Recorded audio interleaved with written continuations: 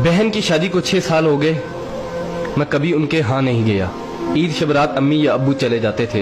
एक दिन मेरी बीवी मुझसे कहने लगी कि आपकी बहन जब भी घर आती है उसके बच्चे घर का हशर नशर कर देते हैं, और आपकी माँ जो हमसे चुप चुपा कर कपड़े, साबुन और कभी कभी को चावल के थैले भी भर के दे देती है।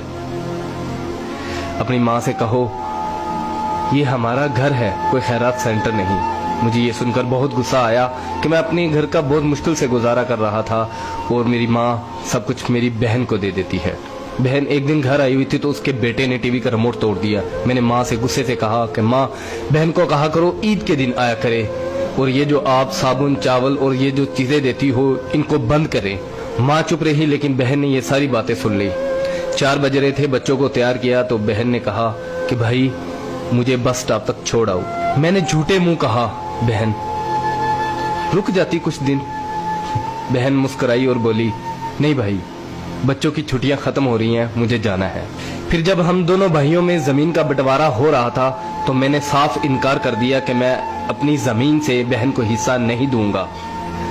तो माँ ने कहा कि बेटी का भी तो हक बनता है। मैंने गाली देते हुए कहा जो कुछ भी हो जाए मैं बहन को हिस्सा नहीं दूंगा। मेरी बीवी ने भी बहन को बुरा भला कहा, वो बेचारी खामोश थी। बड़ा भाई अलहदा हो गया और मेरे बड़े बेटे को टीबी हो गया और मेरे घर के हालात खराब हो गए।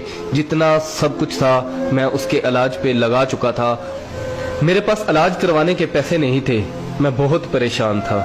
लाखों रुपए लगा चुका था और भूख सर पे थी। परेशानी की हालत में कमरे में बैठा शायद अपने हालात पे रो रहा था। उसी वक्त मेरे घर में वही बहन आई। मैंने गुस्से से बोला ये आगी मनहूस। मैंने बीवी को कहा कुछ तैयार करो बहन के लिए। बीवी मेरे पास आई और कहा कोई जरूरत नहीं गोश्त और बिरयानी बनाने की। फिर 1 घंटे बाद वो मेरे पास आई। भाई परेशान हो। बहन ने मेरे सर पे हाथ फेरा, कहा बड़ी बहन हूँ तुम्हारी, गोद में खेलते रहे हो, अब देखो मुझसे बड़े लगते हो। फिर मेरे करीब हुई और अपने पर्स से कंगन निकाले और मेरे हाथ पे रख दिए और आहिस्ता से बोली पागल तू एवं परेशान होता है। बच्चे स्कूल थे, सोचा दौड़ते दौड़ते भाई से मिल आऊं। ये कंगन बेचकर अपना खर्च करो और अपने बच्चे का इलाज करवाओ। शक्ल तो देख जरा तूने क्या हालत बना रखी है। मैं खामोश था, बहन की तरफ देखी जा रहा था। बहन ऐसा से बोली किसी को मत बताना, तुमको मेरी कसम है। मेरे माथे पे बोसा दिया और 1000 रुपया मुझे दिया जो 150 के नोट थे, शायद उसकी जमा पूंजी थी। मेरी जेब में डालकर बोली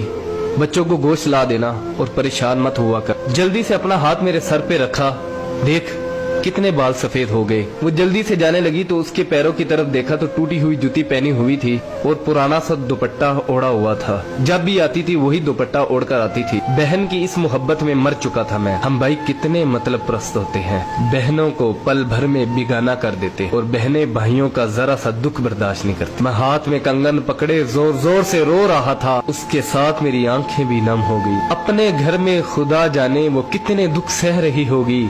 कुछ लम्हे के लिए अपनी बहनों के पास बैठकर हालचाल पूछ लिया करो, शायद उनके चेहरों पे कुछ लम्हों के लिए एक सुकून सा आ जाए। बहनें माँ का रूप होती हैं और भाई बाप का रूप होते हैं। स्टोरी अच्छी लगी हो तो इसको लाइक कर दीजिएगा, इसको शेयर भी कर दीजिएगा।